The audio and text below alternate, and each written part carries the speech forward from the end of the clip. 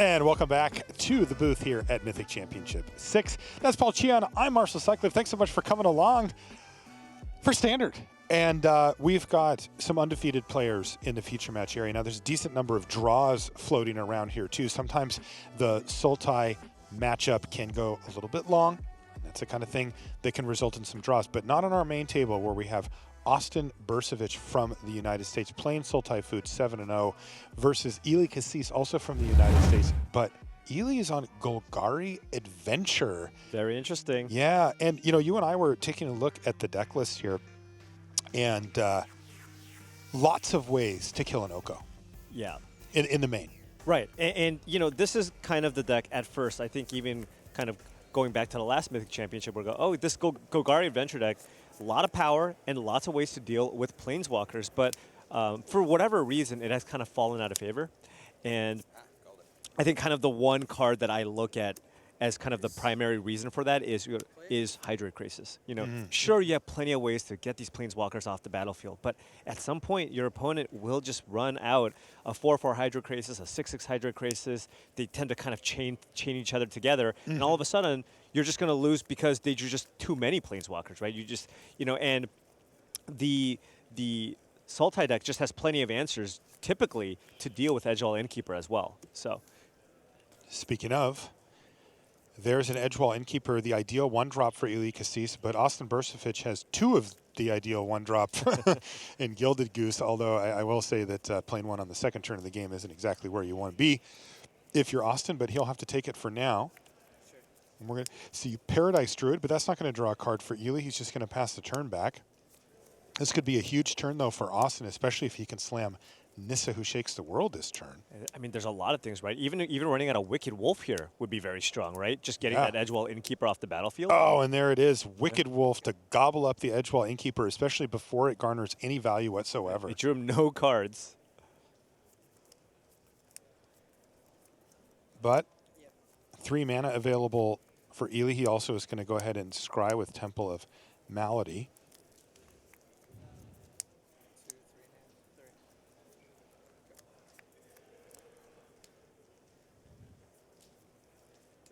Both of these players, experienced Magic players. Austin Bursavich most recently won GP Dallas Fort Worth earlier this year.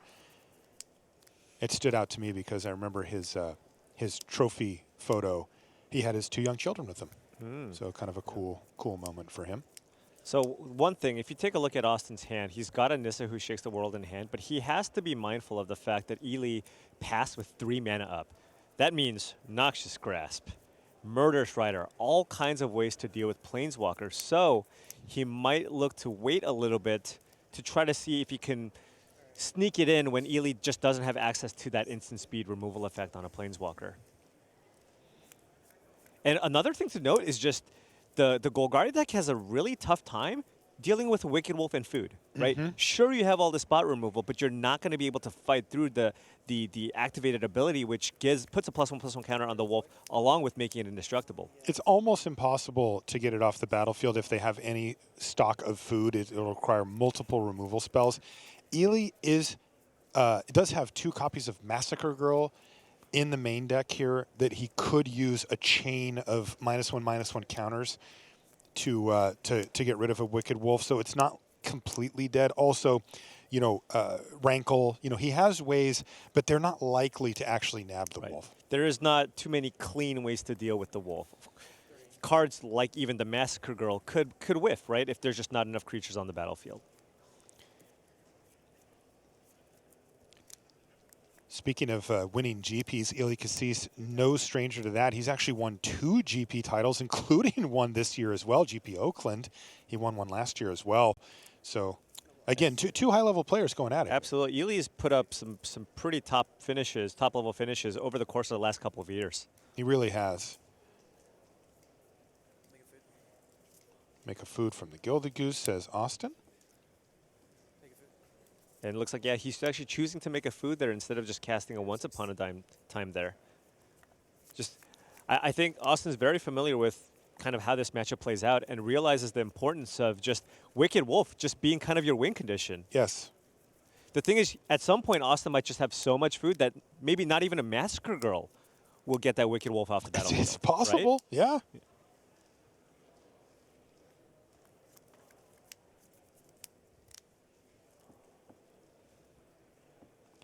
Yeah, it is amazing how much the matchup can revolve around Wicked Wolf when you are playing against green-black.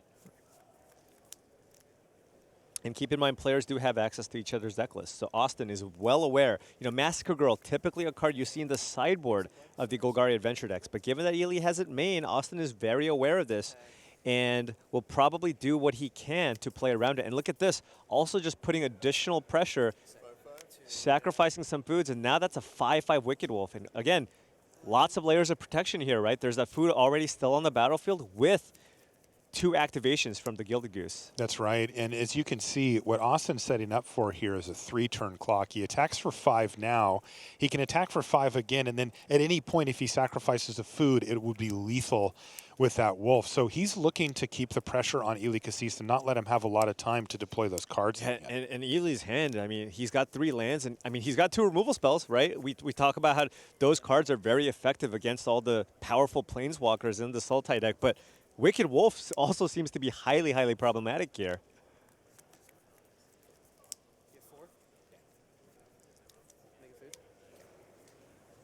And once again, we see the food production ramp up here for Austin. He says, look, I know what I need to win this game, and it's called Wicked Wolf. I'm not even going to bother doing anything else. I'm just going to make food and leverage the power of Wicked Wolf, forcing Eli Kassis to respect it, maybe start throwing creatures in front of it. Yeah, this Wicked Wolf probably going to be eating this Foulmire Knight if he chooses to attack. That would eat up a food, but the Wicked Wolf will continue to grow. Oh, okay. So maybe this is now the time to run out Nissa. There we go.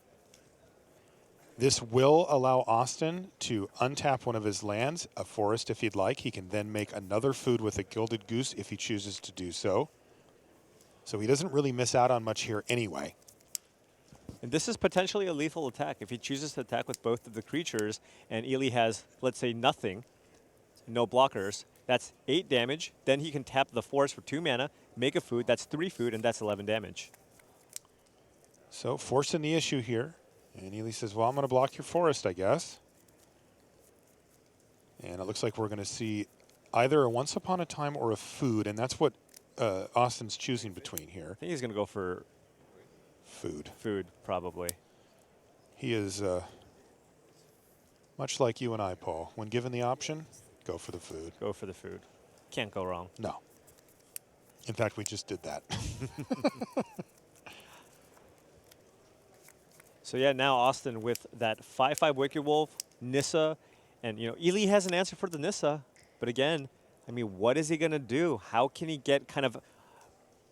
find an answer for this Wicked Wolf? There just doesn't seem to be too many cards effective here. That's right. That Wicked Wolf is simply too big. Right, and you saw Austin hem and haw. Well, maybe I should sacrifice one of these foods if I'm going to anyway, but he decided against it. And that's because it's the same clock either way. So Eli's down to 4. He has a lethal Wicked Wolf on facing him down. Now, he can block with the Paradise Druid, but this is not a good long-term game plan. He's going to run out of blockers at some point, and the removal isn't getting the job done. He can cast a Murderous Rider now. Yeah, Swift End took down Nissa on end step there. But again, none of these solve the problem.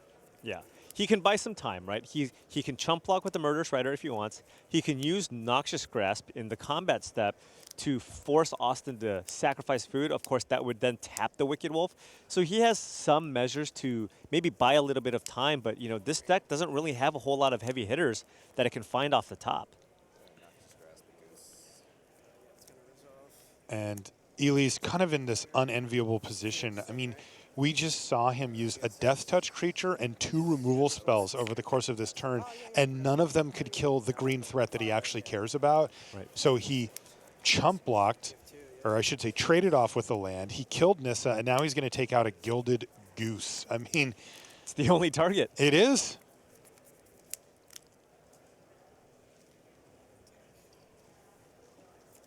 And, you know, as you mentioned it before, but even a Massacre Girl which, by the way, doesn't do much on this board at all, although now it does again with the Paradise Druid, still wouldn't end up being enough to actually kill the Wicked Wolf, right? Even if the Massacre Girl kills all the other creatures on the battlefield, that would be -4/-4 to the team.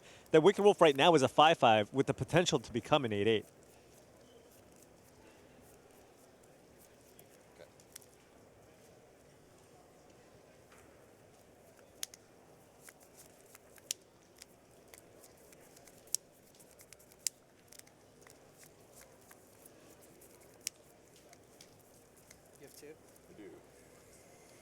Wonder if this is a removal spell. Okay. As he was thinking about what he wanted to do here. And now he has a Wicked Wolf, so this might be a lethal attack. So Eli is going to go up to 7 here off the fight, but it will die. Should probably go to the bottom of Eli's library. Yeah, it looks very, very lethal, right? The Wicked Wolf on its own is lethal with the 2 foods, and he did force the issue. But Eli says, look, not only did you have the really problematic card for me, I drew a whole bunch of lands. So not enough to get the job done there, and it is Austin Bursavich who takes down game number 1. This is a battle of 2 undefeated players right now. They're both sitting at a cool 7-0. We're in the 8th round. This is the last round of action here today at Mythic Championship VI. So this is a huge one for them. Welcome back to the booth. Marshall Sutcliffe with Paul Cheon. And, you know, chasing that 8-0, I mean, you come in at 8-0 into day 2, you can already start thinking about top 8. Now, you're not in, and you got a lot of work to do. But boy, a couple things go right for you. You get that sweet draft deck, pick up the 3-0, and you are cruising. Yeah, I think the conversion rate is pretty high, right? Because if you're at 8-0, I mean, given that your tiebreakers are also so very, very good, you even have a chance of sneaking in at 12-4, right? You typically see 1 to 2 people make it in at 12-4, and that's a real thing when you have a start that strong. That's right, and these players, of course, looking to pick that up. Now, the good news for both of them is that the 7-1's not bad either. Not bad. Right, that gives you a little bit of wiggle room too. All right, so we're going to take a short break, but when we come back, we'll be right back down in the feature match area with more live action here from Mythic Championship VI. Don't go anywhere.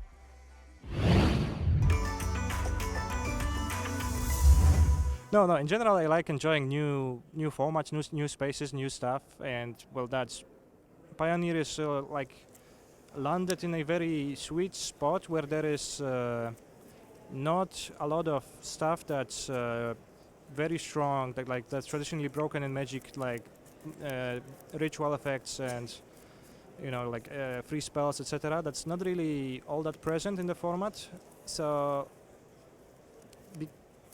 these types of things typically invalidate a lot of cards that are more suited for games that are going to go like a little bit more mid-rangey. So it seems like by its nature the format is both bigger than standard, and there's like a lot of the cards are going to be viable because there's no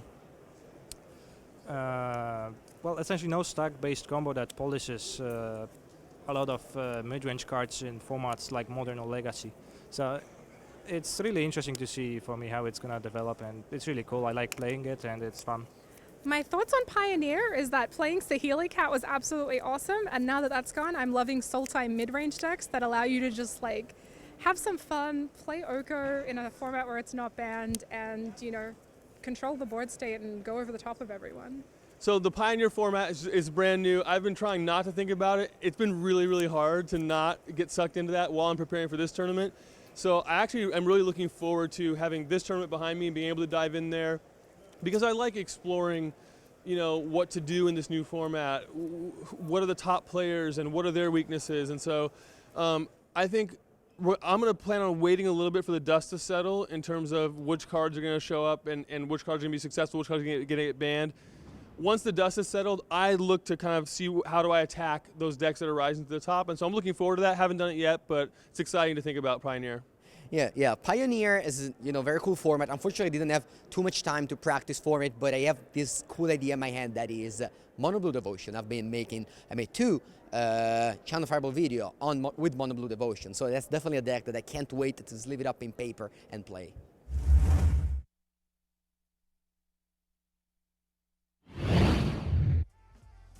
And welcome back to the feature match area here at Mythic Championship VI. I'm Marshall Sutcliffe. I'm with Paul Cheon. We are in the last round of action. And in our feature match area, we have a very big clash going on. We have 7-0 Brad Nelson playing Sultai Food against Josh Utter Layton. Where you been lately, buddy? Simic Food also undefeated, though. He does have a draw, which is, you don't see that often from Josh. He's 6-0-1. Yeah. And, you know, even Josh kind of coming into this event was talking about just how he did basically everything that he could to find strategies that would be good, effective against the food deck, and ultimately couldn't come up with one. And kind of has his own unique take on the deck. And one big card that's missing that I see in Josh's list is the absence of Paradise Druid. He's actually opted to go for Growth Spiral instead. I'm going to assume that Brad Nelson just picked up the win there. He took out I believe, the only remaining blocker, and with Josh at 6, perhaps had enough to deal lethal because Josh has started picking up his creatures after he saw that. So we're going to go ahead and give that one to Brad Nelson, and that's up a game over Raptor, as he's known for. That's Josh Utter Layton's nickname. Interesting note here, Paul. The Golgari Adventure deck so far today hasn't actually done that well. It's got a 46.7% match win percentage and went 35 and 40. Versus the food decks so far. But it looks like Eli's just piloting it beautifully, or he's got all the wins under his belt. Yeah, he's got a big chunk of them because he hasn't lost yet today. And we saw too, right? I was pointing out that Hydrocrisis might be one of the important cards, but also Wicked Wolf, right? If you just have ways to generate food, that Wicked Wolf is extremely problematic.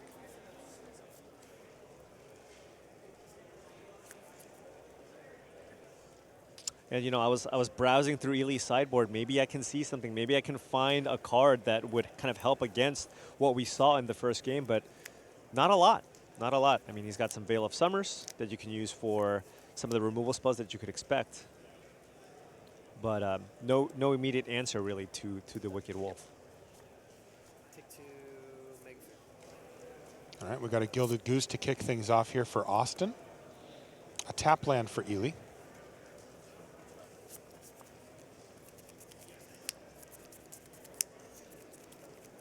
Is that a Once Upon a Time?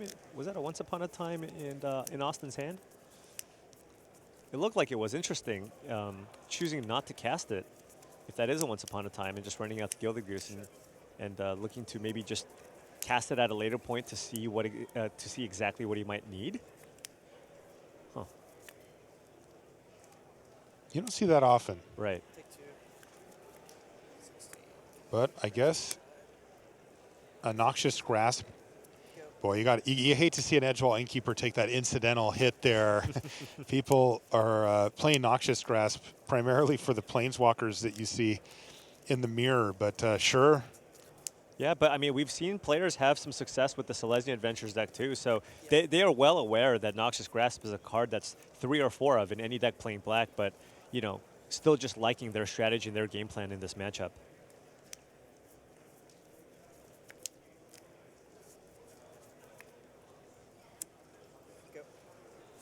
Fabled Passage go. Gilded Goose at the ready to make some food, or maybe we'll see that Once Upon a Time from Austin. Eli has, oh, look at this, a replacement Edgewall Innkeeper, but here's the critical part. He can actually cast something right away to start getting some value. That way, even if his Innkeeper ends up dying, at least he got a card back off. Yeah, and that's a common thing that you will see from players on the Adventure deck.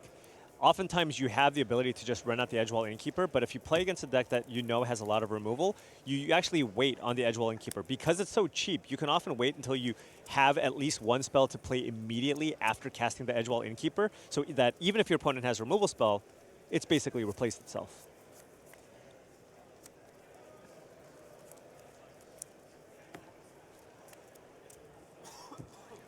And Austin finding a Wicked Wolf here off Once Upon a Time, which should be a clean answer to that Edgewall Innkeeper that is in play.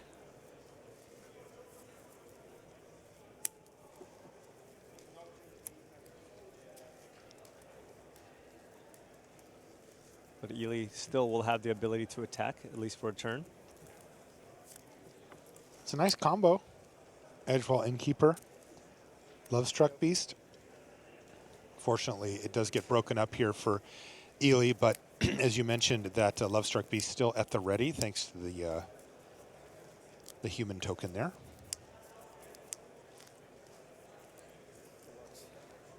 And that's a big hit. 5 damage is going to hit Austin Bursavich. He falls down to 12. But critically here, what's the follow-up play for Eli Kassis? Because he needs to keep up, and this is going to be very difficult. You know, just the Gilded Goose plus the Wicked Wolf is already a massive problem for him, and it's a big enough problem here that he's going to go for Massacre Girl right now. So what's going to happen here? The human's going to die. Trigger. Yeah, but so there's going to be 3 triggers, right? So it enters the battlefield, everything gets -1/-1. Then the 1/1 token dies, everything gets -1. Then the goose dies. But if Austin Bursavich sacrifices a food token here, I believe the Wicked Wolf will survive, as the Massacre Girl will be able to deal -3/-3 to all the creatures on the battlefield, right? So it looks like Eli's just trying to create a scenario where he has an opening with a Wicked Wolf with no food and no food generation going forward. Right. Yeah. Because he does have an answer in hand right now, I believe. Oh, no, I'm wrong. He actually doesn't have an answer in hand. So this is a long-term game plan. But he does have plenty of ways to actually kill creatures. He does have the Murderous Riders and Noxious Grasps. So he just wants to put himself in a situation to potentially deal with the Wicked Wolf. And the best way to do that is, of course, making Austin use the food and also killing a food source in the Gilded Goose. Right, and we saw how important that was. You know, there was multiple turns in Game 1 where Austin Bursavich just used Gilded Goose. He had plenty of spells, and he's just like, I'm going to make 2 food.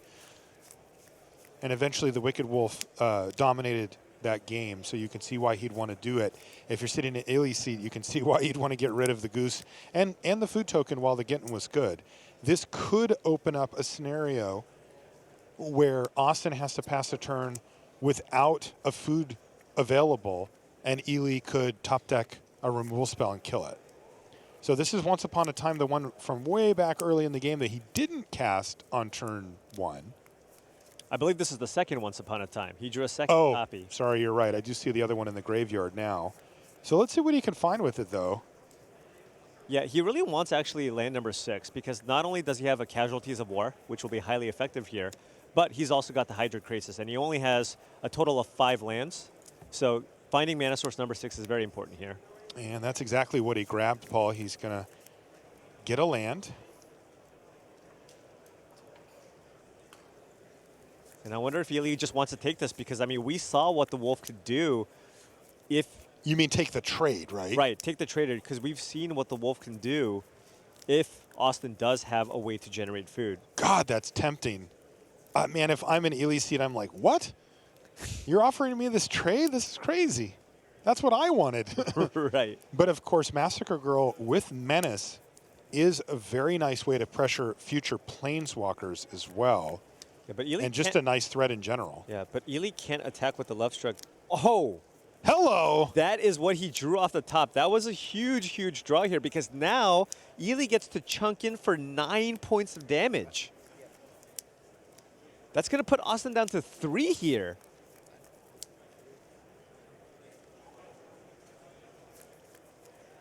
Because he had 2 lands and a Legion's End. Yes, he did. And now he gets to not only attack with Lovestruck Beast that was sitting there, but cast another one as well. What a rip there for Eli Kassis.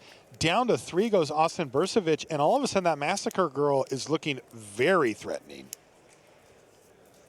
So a lot of things need to happen here. Austin ideally wants to get rid of the 1/1, which would then shut down the attacks from the 2 Lovestruck Beasts. Yeah, so what I think Austin actually has to do here is cast Wicked Wolf. Oh. Wait. Massacre Girl has Menace, correct? Yes. So if he played if he played Wicked Wolf, he could have killed the 1/1 and then double blocked the Massacre Girl. Absolutely. So he wasn't dead on board. No. Right? That's where I was going with it, too. Yeah. That's very interesting, because if Eli missed, because Eli didn't have anything else. No, he could not. He had the, we Austin knew the removal spell, right. it doesn't hit Wolf. And if Austin untaps, he can stabilize, potentially. Absolutely. He knew that there was a 1/1 on top. That's probably. You probably have another one. You're good for it. Yeah. All right, well, let's jump back over there. We're going to get a game 3 between those two. And let's see what's going on between Josh Utter-Leighton and Brad Nelson. Both players here are undefeated, as I mentioned, and looks like they're tied at a game apiece. Although Josh does have a draw. He's 6-0-1, where Brad is just a clean 7-0. But still, awesome records for both players. Looking to make a big run here on day number 1. And the truth is that win or lose, that big run will have already happened. But yeah, you really want to try to finish strong. Go grab a bite to eat and hit the hay with that undefeated. Big 0 in the loss column feels real nice. And we were talking about how sometimes games snowball and one player just gets too far ahead. This could be potentially one of those games where it might go long, right? We see Planeswalkers on both sides of the battlefield. Plenty of mana here for Brad Nelson. So a lot of this will just kind of largely depend on what he has in hand. Is that triple goose for Triple Brad? Goose, Paradise Druid. It looks like there's a 3/3 land on his side, but Raptor with no shortage of threats on his side. That's a 3/3 Elk Food that's attacking, along with an animated land from the Nissa. So Brad decides, you know what? I'd like to keep Nissa around. I'm going to throw a gilded goose, in front of one of your attackers. But Josh is kind of running the but wait, there's more, and he plays a Crawl Harpooner.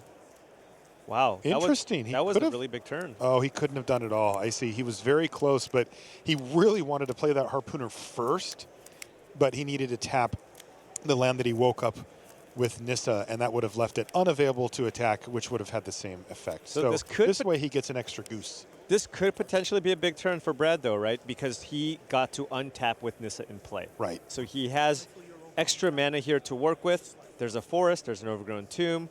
So he's currently sitting at 2, 4, 5, 6, 7, 9 potential mana this turn because he can, of course, tap a land, float the mana, then untap it with Nissa, who shakes the world. That's right. But he's going to need something really incredible here because, just a snapshot of the board reveals that Josh is way, way ahead Casualties, with a Nissa maybe? and an Oko. Yeah, Casualties could do it, could help him get back into it and let his Nissa dominate this board. So it looks like he's going to even the playing field and say, you've got a Nissa and an Oko? Well, I do too now. And will he be able to put enough pressure to get one of these Planeswalkers off the battlefield? Because keep in mind, Josh Utter-Leighton only has a single blocker in play. So now Brad Nelson can actually make a 3/3 with the Nissa and attack with 3 creatures, 3 3/3s, which would be enough to get that Nissa off the battlefield. That's huge. All of these are going to attack Nissa. And the best that Josh can do is trade off for something, but still lose his Nissa who shakes the world. This is what needed to happen for Brad to stay in this, because if he passes the turn back to Josh and Josh has this board state, no way Brad can come back from that without a miracle. Yeah. This, though, gives him a fighting chance. Oh, yeah, absolutely. I mean, you're getting this off the battlefield. Now, Brad's kind of getting lower on lands at this point. Josh, of course, wanting to trade off with the forest because that is an additional source of mana for Brad with Nissa, who shakes the world on the battlefield. But yeah, that was exactly the type of turn Brad needed. Brad needed to find a way to get one of those Planeswalkers off the battlefield.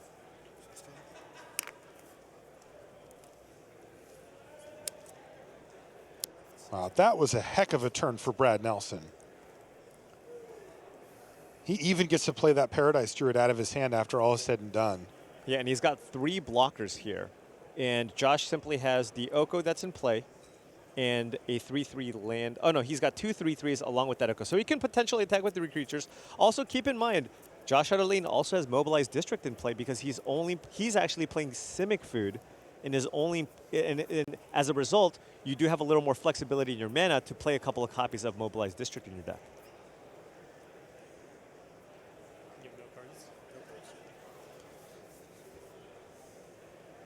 You heard Josh say, you don't have any cards? And Brad says, no. What you see is what you get, my friend. It's a puzzle. You got to figure it out now.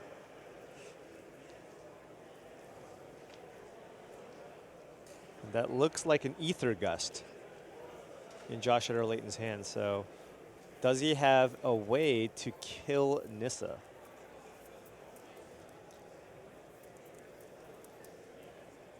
If he Ether Gusts the Goose, and then turns his Goose into a 3/3, that's 9 damage. But again, Brad does have 2 blockers. Right. So the answer is no. And so Josh is going to just send in his food token, which has become an elk at Oko. Brad, okay with it, doesn't want to lose his mana sources. And, you know, I think there's a real chance that Raptor might just use Ether Gust on Brad's draw step and put that Nissa on top of Brad's library. Oh, interesting. Would Brad have enough mana to recast? Yeah, he could make a food, use the Goose, but 3 lands and both Paradise Druids to recast. It's kind of a tough... Right, that's why you want to do it on the draw step, because, right, of course, Ether Gust puts it on top. Right. So he'd have to wait a turn cycle to get it. Exactly, but that might buy Josh just enough time to kind of set up a board to the point where he might be able to kill a Nissa if Brad does choose to run it out on a future turn. Okay, so let's see if Josh goes for that play here, Paul. Waiting, waiting, waiting. Doing your draw step. Oh, yeah. He's going to spring his trap. Put this in your hand. Although it looks like Josh's Oko is probably going to die here, right? Because he only has a single blocker. Yep. And Brad can choose to attack with enough creatures to get that Oko off the battlefield. Yeah, you're right. They're playing the food tug of war here. Yep. Did Brad bottom Nissa? It looks like he bottomed it. Does So- that mean he has one in hand? Or is he really just looking for something else? Something like a Casualties of War or a Noxious Grass to deal with the opposing Oko that Josh has in play. Wow, so he put it on the bottom, meaning that either he has one in his hand or it's pretty it's tempting not not to put good that on enough. top. Yeah, I mean, he must think that in order to win this game, he needs to draw a very narrow subset of cards because, of course, Nissa is one of his most powerful options at this point. Yeah, the problem, I suppose, is if you do put the Nissa on top, in order to cast it, he has to tap down a lot of his blockers. So maybe he thinks he won't have enough blockers to protect it even after running out the Nissa. Right, that makes sense because he would have to tap everything. Right. Or maybe he just drew another one, he drew baby. Nissa. Boom! Nissa who shakes the world right back into play here for Brad Nelson. And Josh has to be like, come on, dude. You had it? And Josh, of course, going with the draw step play, but, you know, can't stop the draw step. Josh was like... Can we check if it's on the bottom? What happened here? Can we do it where you didn't draw Nissa for the turn? Is that reasonable? But the bad news here for Josh Utter-Layton is that Oko does get killed, and Brad Nelson really didn't miss a beat there. Now, Brad is the one with a tremendous advantage here. He's the one with 2 Planeswalkers. And we've seen just this go back and forth, right? Somebody slams a Planeswalker and plays a follow-up threat, and all of a sudden you have more Planeswalkers. Then the other person drops their Nissa and plays an interactive spell. Now, can Josh potentially follow something up this turn to try to stabilize this board? Yeah, it's funny because when we came in, Josh had the 2 powerful Planeswalkers. Now it's Brad that has them. The funny part is Josh actually has them both in his hand again as well. He has Oko as well as Nissa. And now he's going to start going to work on the opposing Planeswalkers. And this is a dead presumably Nissa. So this is a dead Nissa because Nissa's currently at 6, and that's 3 3/3s attacking. Now, does Brad want to trade off the island for the forest that Josh has in play? Yes, he does. He wants to try to lock Josh out of playing his own copy of Nissa anytime soon. So now we have dueling Okos. 2 elks on one side, 1 elk on the other. Funny. Both players at a relatively high life total, so trying to find a way to win this through damage in the short term is not going to be an option. And Brad now can kill Oko.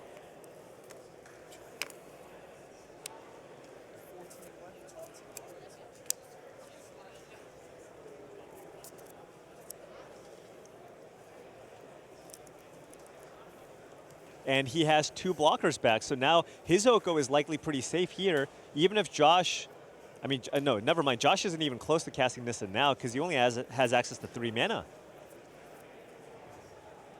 Yeah, Brad not only took him off of his 4th mana source, it was also his 2nd green mana source, as it turns out as well. So he really was trying to put Josh miles away from casting Nissa, and that's worked because Josh has Nissa in hand and really isn't close at this point.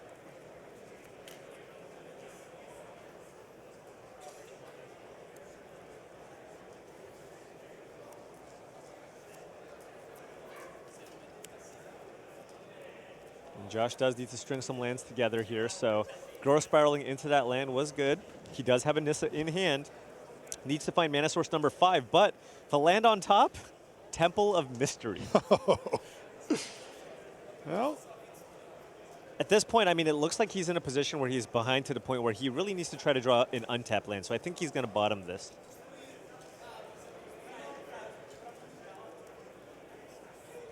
And given that Josh no longer has Planeswalkers in play, can just freely attack with the Elk, Brad probably going to offer the trade with one of them and just have the Oko go down to 2. The most important thing is just having it on the battlefield. You don't really care if its loyalty goes down. Brad's been peeling real nice here. Let's see if he can continue. Graveyard check.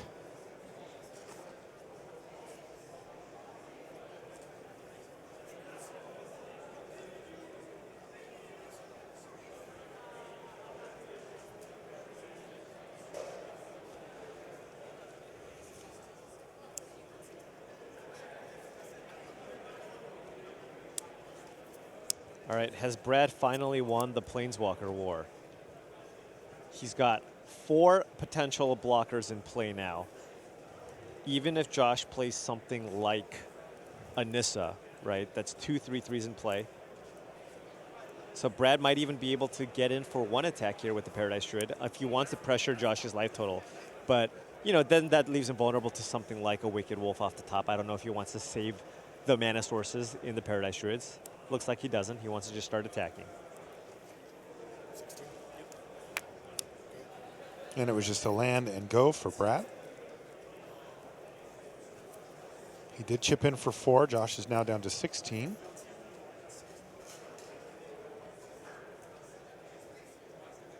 And I think we're going to have, for 1 turn, a Planeswalker not die.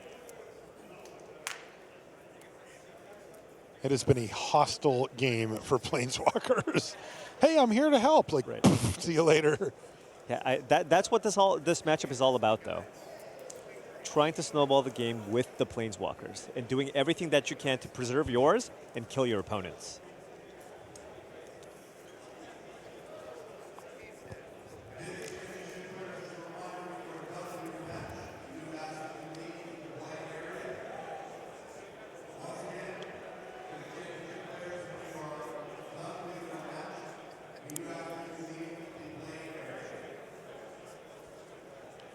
All right, well, this is tough. I want to see the end of this But match. it might not be for a while. It has really kind of come to a crawl here, and the board is sufficiently gummed up that it might take quite a while, and we do have our main match ready to go. So why don't we go back up there, and I'll keep you updated.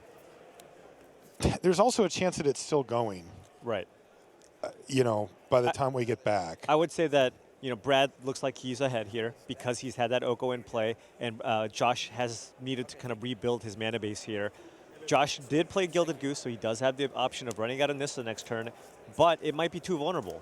So he might actually hold it, but, you know, the fact that Brad has had that Oko in play for now 2 or 3 turns and giving him the ability to generate a 3/3 every turn, you know, I think Brad is in a really, really good position there. Okay, let's get underway here in game number 3.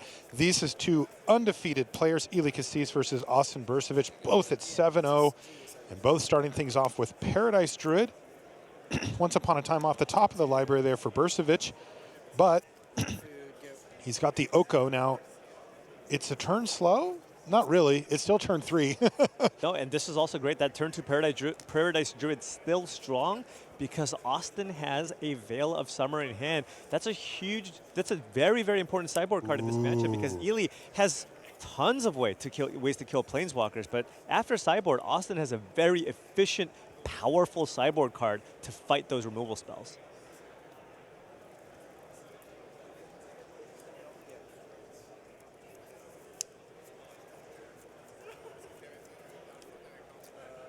Okay, here's the Edgewall Innkeeper, but you see the careful play here from Kassis, once again, making sure he at least gets his card back before passing the turn back. He cast Lovestruck Beast, and he did it the careful way here too. He just cast it. Right. A nice start for both players here, kind of doing what their decks were meant to do, right? We got an Oko on one side and an Edgewall Innkeeper and an Adventure Creature on the other.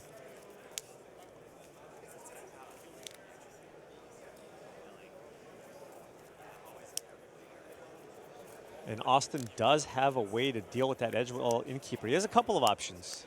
He can turn it into an elk. He can also trade his food and have an Edgewall Innkeeper of his own, but I don't believe he has many adventure creatures, so he doesn't want to do that. And he also has Noxious Grasp to just get it off the board.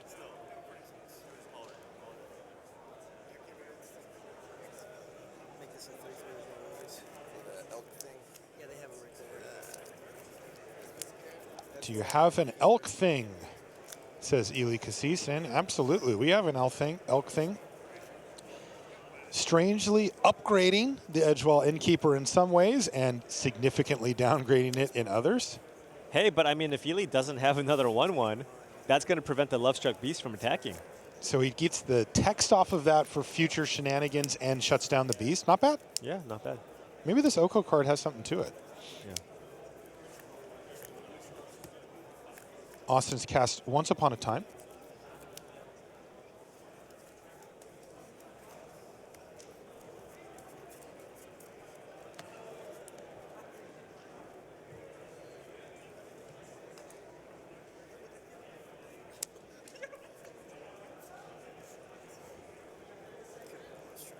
And he doesn't want to die to Lovestruck Beast. That Respect. was his downfall in the last game, and he wants to do it because Eli could also potentially have Veil of Summer in his deck.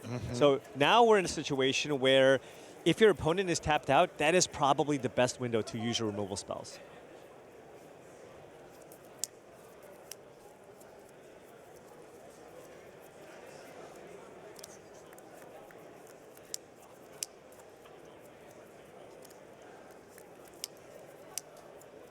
Now, Eli, taking a look at his hand here, has the ability to do the same thing.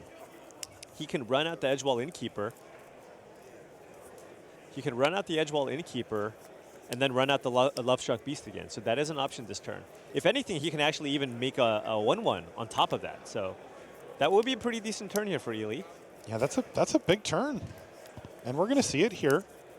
Heart's Desire is going to create the human token.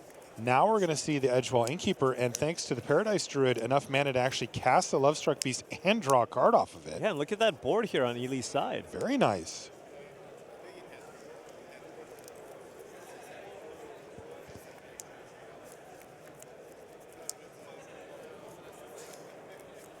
And Austin with not a lot of action here. He's got the Veil of Summer to protect the Oko, but needs to find something here. I mean, he does have the ability to make a 3/3, targeting the food as an additional blocker, but really wants to find some action. Needs a creature. Is that the one? That one plays. Okay. Finds a Hydrate Crisis.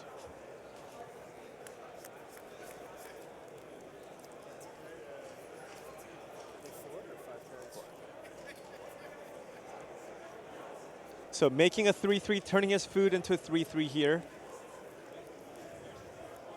would mean that he could trade with the Elk, also can block the Paradise Druid, or maybe potentially even chump block the Lovestruck Beast if he wants to preserve the Oko.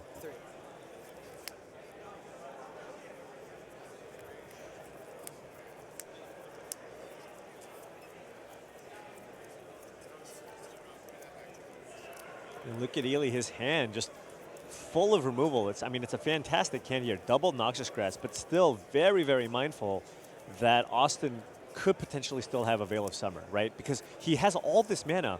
What could possibly be in his hand? See that rankle there for Eli.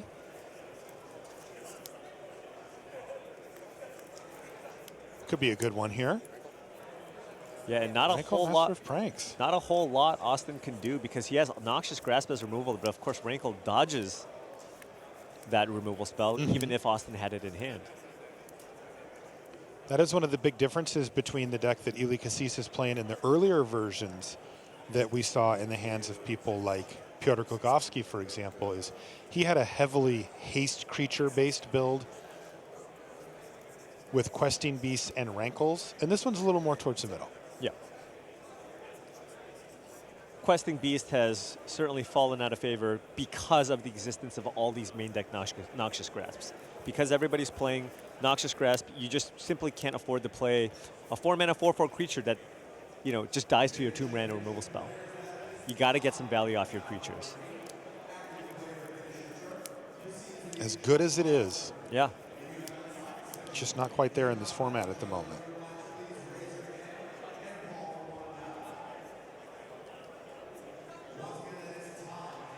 Wow, Food Token and Paradise Druid double blocking the Lovestruck Beast. Jeez. Really tempting Eli here to go for a potential Noxious Grasp. Seriously, the elk is green, but it looks like Eli says, you know what, that's fine. I'm getting a 2-for-1 anyway. And he's getting in with Rankle as well. Curious to see what mode he's going to use here.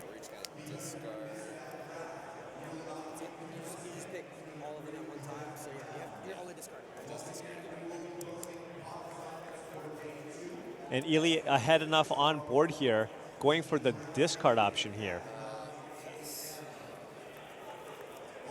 Wow.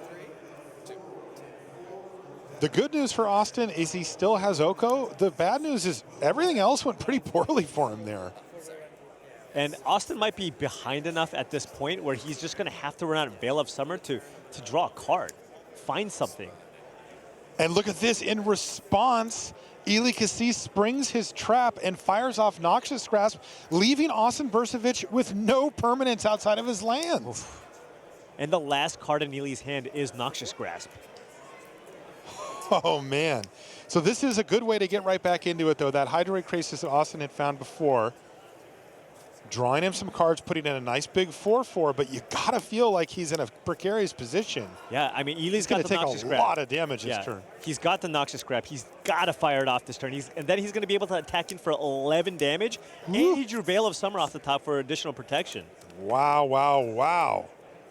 Eli Kassis 3-0's draft takes this green-black adventure deck, and he's on the verge of an 8-0 start here at Mythic Championship VI. Really remarkable. Looks like he's going to go for 9 here and give himself the option of drawing a card off the Castle Lochthwain that he has in play.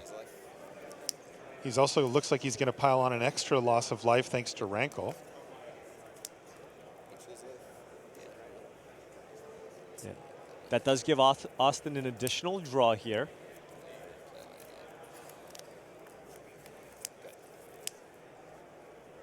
And now Eli has the option of drawing a card and having Veil of Summer up. It just doesn't feel like there's any way for Austin to fight back from this point. You know, I think that's why Eli was fine giving him a card. He's like, what's the worst that's going to happen here? You know what? This is not going to be terrible. So what is he going to do? I believe Austin has a Wicked Wolf here. Okay, okay. Can't Veil of Summer against the Wicked Wolf because it's green, as Veil of Summer works against both blue and black cards. So he can use the Wicked Wolf and fight the Rankle, sacrifice the food, and then he's only going to have to deal with the Innkeeper, the token, the Paradise Druid, and the 3/3 Elk token. But with a tapped wolf, right, it's going to be tough. It is, but he is sitting at 9 life, so that is not quite a lethal attack just yet, right? That's an attack for 7. So there's the Wicked Wolf.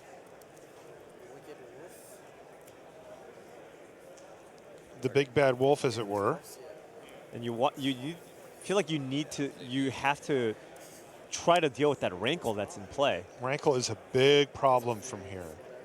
Alternatively, he can just maybe kill the Edgewall Innkeeper to have a blocker available. But at some point, he's going to need to find an answer to Rankle.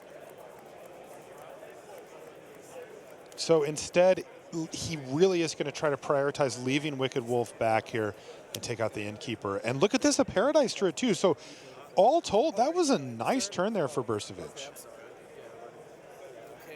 Oh, it looks like he'd already played his land for the turn. Now, he does have enough mana to cast a Druid, so it looks like it'll still be the same board. Yeah, but if you play an additional land, you can potentially sack some food to gain some life. He can't, of course, he cannot make a food with the Goose because it just entered the battlefield. But, I mean, if he wants to play the Druid, he's got to tap those 2 lands that are left, right? Oh, right, of course. I believe that the table judge is just confirming that he'd already played a land this turn. No, he played a Hydroid Krasis for 4, so that was 6 lands. And now he should have 7 lands in play, which means he can play Wicked Wolf, Goose, and Paradise Druid. Yes, he should be able to do all of it, but he had Right. played that island in his hand. Oh, I see. Yeah. So that's correct now, but so still, I mean, 3 spells in 1 turn. That is how you can start to get back into things, especially when one of them's a 2-for-1. That said, Eli Kassis could have something sweet here. He has a Castle Lochthwain at the ready as well. And it looks like he's happy to trade that elk that he has in play with potentially a food on Austin's side because, I mean, this is tempting, right? Oh, yeah. And I think Eli is behind to the point where he just has to go for it here. The question is he going to sack the food? Maybe he just lets this resolve because he really thinks Eli has a removal spell in hand. He keeps the food token alive, kills the wolf, but gets the opposing 3/3 off the battlefield. But boy, that Wicked Wolf, he has a Goose plus a wolf. Also, take a look at Eli's hand. He didn't have it. He didn't have a removal spell. Yeah. So Austin could have sacrificed the food there to keep the wolf alive. I just wonder if Austin has the luxury of taking that, playing around a removal spell here. Right. Right, because the combination of Gilded Goose plus food means that attacks on the ground no longer matter, and it lets you focus on Rankle, which he'd need to top deck something to deal with, to be fair. But this line does leave Paradise Druid left over with no good blockers for it, and he's at 6. It could matter. Wow, and Austin taking 2 additional points of damage here. Just to get a Castle Vantress activation? That's what it looks like. Oof. All right, Eli is drawing some lands here. This is kind of Austin's path to coming back here. Eli just whiffing and drawing some lands in a row while Austin tries to find an answer. Austin, And that's another land. Castle Fight. Castle fight. But this Goose actually has to jump in front of Rankle. So Austin's going to go down to 2. He's going to have 2 food, and he's going to have access to the Scry on the Castle Vantress, and he's really going to hope to draw something big here. Hydroid Krasis, that would be the ideal card. That would be perfect, but we're going to see Ooh, bottom. bottom. And he can't afford to upkeep do it here. No. He just needs to cold rip something sweet off the top of his library. Wicked Wolf would be fantastic as well. Yes, he has 2 food at the ready, although he would have to sack 1. Yeah, that would work too. Did he find a Wicked Wolf? Once upon a time. Oh, once upon a time. That's actually good. Hey, if he finds a Hydroid Krasis here still, that's a 4/4. Let's see what he's found. An Oko? Let's see that. It was a Gilded Goose, which actually does keep him alive. Yep. He can chump block Rankle, sacrifice a food, and keep himself in this game alive to rip another card. Yeah, so now he has the ability to block Rankle and gain 6 life, and that would put him down to 6.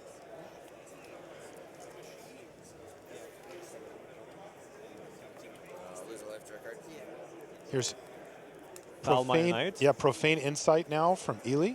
Oh, and that was big. Did he find a Noxious Grasp? That was a Noxious Grasp off the top here for Eli. So this is going to force Austin to sacrifice 2 foods to go to 8. But clear the way for a nice attack here for Eli. And yeah, that was huge.